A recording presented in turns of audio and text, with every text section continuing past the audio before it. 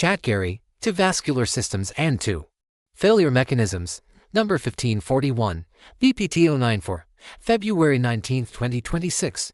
Gerald C. EclaireMD Foundation. Category Stroke. Preface. This study comes from a very ordinary setting, a husband and wife who have shared the same home, the same meals, the same daily rhythm, and similar medical care for more than 60 years. It tells the medical and health story of my wife and me, now both nearly 80 years old. Despite this largely common lifestyle, there are still important differences. My wife prefers meat and a more sedentary routine, whereas I prefer vegetables and regular walking. I also have a much longer history of diabetes than she does. As a result, our blood vessels have aged in very different ways. I experienced a hemorrhagic stroke at the age of 78, while my wife has remained clinically stable. When I placed our long-term trigger sensitivity index TSI data side by side, the comparison revealed a clear and deeply practical message for patients. Stroke risk is not controlled by a single number, but by the relationship between the strength of the vessel wall and the pressure load acting on it over time. My own medical history is shaped by 36 years of type 2 diabetes. Long-lasting high glucose does not simply raise a laboratory test value, it slowly changes the material of the vessel wall. It makes the structure stiff, fragile, and less able to tolerate sudden blood pressure changes. This process develops quietly over decades and gradually reduces the safety margin.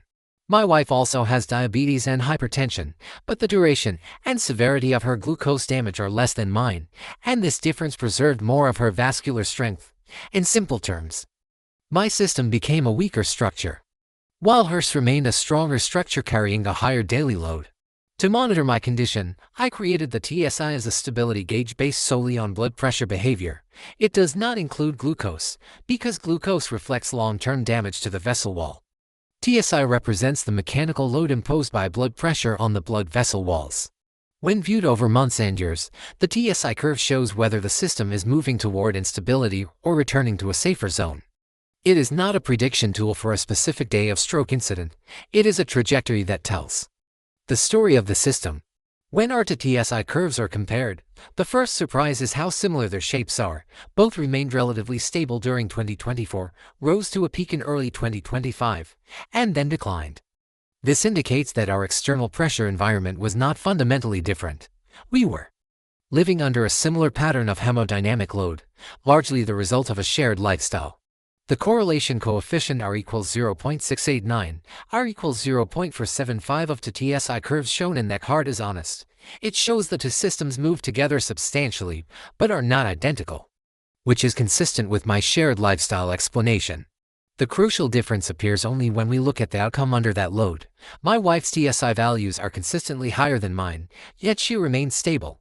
My average TSI is lower, but I suffered a hemorrhagic stroke around mid-2025. This apparent contradiction disappears when we think in structural terms. Failure is not determined by load alone. Vessel failure, similar to structure collapse, is determined by load divided by strength.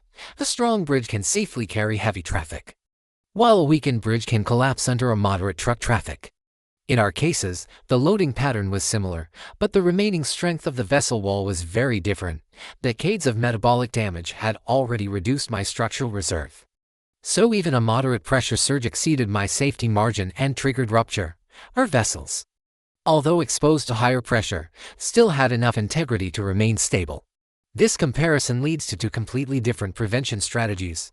In a low-strength system like mine, the primary danger is a sudden systolic spike (SBP spike), and daily survival depends on strict control of my blood pressure fluctuations. That is why I measure my blood pressure 20 to 24 times per day after my stroke. My goal is not to chase a perfect average value but to maintain stability and avoid acute overload in a higher strength system like my wife's. The correct approach is gradual reduction of systolic blood pressure (SBP) and pulse pressure (PP), which slowly widens the safety margin without the same urgency regarding short-term spikes. The most important lesson for patients is that a single reading taken in a clinic cannot define stroke risk. What matters is the long-term direction of change. A rising TSI over many months signals shrinking safety, even if the absolute value does not look alarming. A flat or declining trajectory indicates improving stability, even if the number itself is not ideal. In other words, the TSI movie is more important than the BP snapshots. Modern medicine can measure blood pressure easily and frequently, but it still cannot directly measure the remaining strength of the vessel wall. That strength must be inferred from long-term medical history, including the duration of diabetes, prior stroke, kidney disease, heart disease, and other forms of long-term metabolic damage.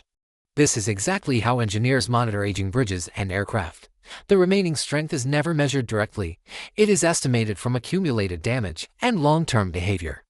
One of the most educational findings from this family comparison is that a higher TSI can still be safer. If the structure is strong and the trajectory is stable, the system can tolerate a heavier load. If the structure has been weakened, even a lower load can be dangerous. This shifts the patient's attention away from chasing a single good number and toward protecting the long-term stability of his system. A stroke is not a random lightning strike. It is the final mechanical event in a long process during which damage accumulates and the safety margin becomes smaller and smaller.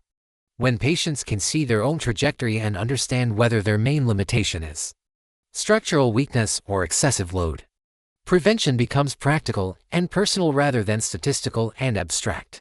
The goal is not to predict the exact day of failure but to remain in the stable zone for the rest of life. In summary, TSI measures the pressure acting on the vessel, while glucose history determines how much pressure the vessel can still tolerate. Patients like me cannot change the structural damage from the past, but we can still control our daily load and our long-term trajectory. Disclaimer: I write this paper not for fame, but to share what I have learned so others can understand their health, prevent disease, and live longer, healthier lives. This content is provided for educational reference only and does not constitute medical advice. No doctor-patient relationship is created. You may share this summary freely, but it must not be altered, edited, or republished as your own. All intellectual property rights and copyrights for this article and its related materials belong to T. The author, Gerald C. This content is provided for educational reference only and does not constitute medical advice. No doctor-patient relationship is created. You may share this summary freely, but it must not be altered, edited, or republished as your own. All intellectual property rights and copyrights for this article and its related materials belong to the author, Gerald C.